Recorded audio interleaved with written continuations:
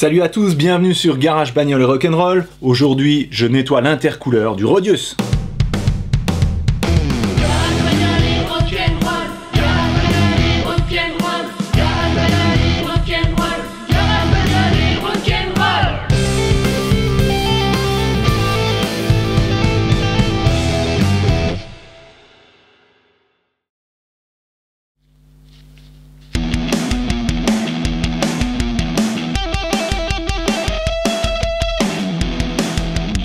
Alors, qu'est-ce que l'intercouleur? À quoi ça sert? À part à faire du métal. Donc, le moteur aspire l'air par ici.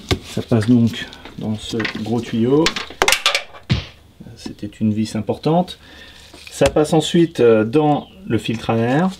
Ça passe par le capteur de airflow, du flux d'air. Ça passe ensuite dans ce gros tuyau et ça arrive ici jusqu'au turbo. Là, vous voyez, c'est marqué Garrett. On a la marque du turbo ici. Le turbo compresse et on voit l'air compressé ici. Alors, je crois que vous ne voyez pas bien, je vais vous sortir le tuyau. Voilà. Ok, donc le turbo récupère l'énergie des gaz d'échappement qui sortent par le moteur pour compresser l'arrivée d'air. Donc l'air arrive par ici, ça tourne dans la turbine, dans le turbo. Et l'air compressé sort par ici. Ça passe dans ce tuyau, et ensuite ici, ça passe dans l'intercouleur. Et donc quand ça passe dans l'intercouleur, devant la voiture avec le flux d'air, ça refroidit l'air. Donc quand l'air est compressé par le turbo, il est chauffé.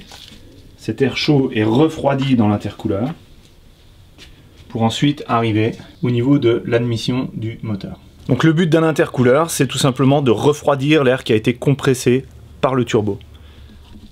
Donc sur la plupart des moteurs aujourd'hui, il y a ce qu'on appelle une vanne PCV, Positive Crankcase Valve. Donc ça récupère les gaz qui sont à l'intérieur du bloc moteur, qui sont passés le long des pistons. Donc c'est des gaz qui contiennent du diesel, du carburant, mais aussi un petit peu d'huile vaporisée. Donc ces gaz-là passent par cette vanne PCV, donc ils sortent ici du moteur. Ça passe dans un système qui fait tourbillonner les gaz et qui fait descendre l'huile.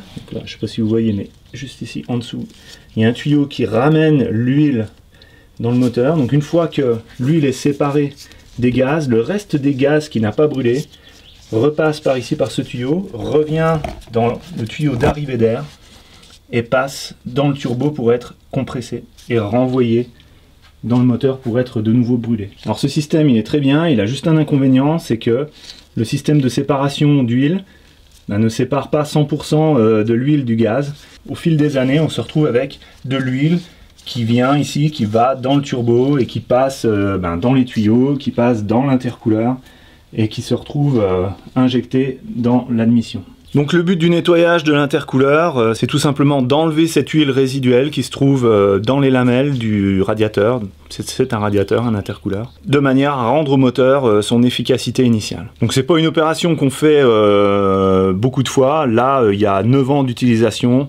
Donc voilà, une fois tous les 9-10 ans, c'est pas mal de le faire. Donc là, c'est la première fois que je nettoie ce intercouleur. Maintenant, ça peut être fait de manière plus régulière, tous les 3-4 ans, si vous le souhaitez.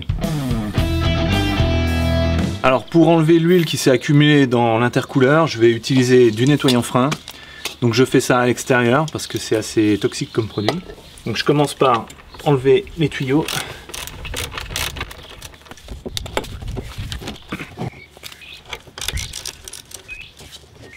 Ok, donc l'intérieur est quand même pas trop sale, ça va, mais il y a quand même 9 ans d'utilisation. Donc au-dessus d'une bassine, je vais envoyer du nettoyant frein dedans.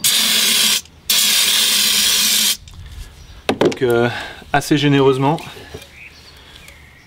des deux côtés.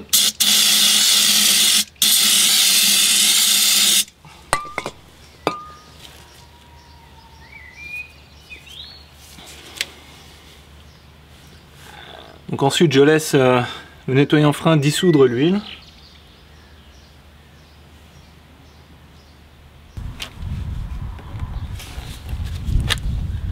Ok, ensuite j'enlève l'huile dissoute.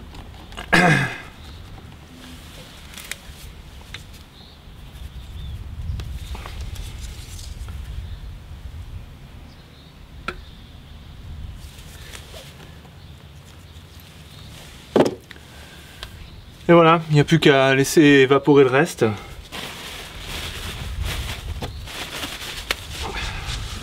Pour les endroits accessibles, on peut prendre un morceau de papier et nettoyer l'intérieur. Ensuite je fais pareil pour les tuyaux.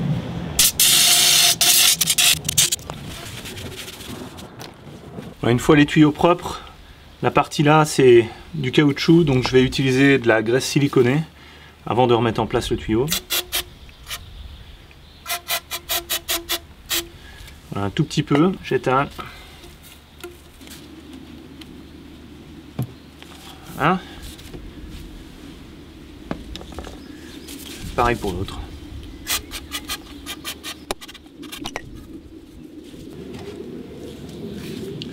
Voilà, donc je serre pas tout de suite, je vais d'abord le remettre en place sur la voiture pour trouver le bon angle et serrer les tuyaux. Donc maintenant que l'intercouleur est propre, je vais aussi passer un coup de nettoyant frein dans les deux tuyaux là, et puis je vais tout remettre en place. Voilà, donc l'intercouleur et tous les tuyaux sont propres, je l'ai remis en place, et donc maintenant je peux de nouveau serrer les tuyaux.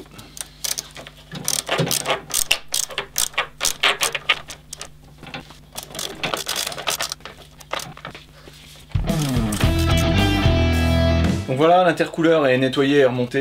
Donc nettoyer un intercouleur sur une voiture équipée d'un turbo, c'est une opération finalement assez facile, enfin à partir du moment où on a l'accès. Voilà, j'espère que vous aurez trouvé cette vidéo intéressante. N'hésitez pas à commenter, à mettre les pouces et à vous abonner, c'est toujours très apprécié. En ce qui concerne les outils et les produits que j'ai utilisés, je vous mets les liens dans la description. Je vous dis à la prochaine sur Garage Bagnole et Rock'n'Roll. Salut!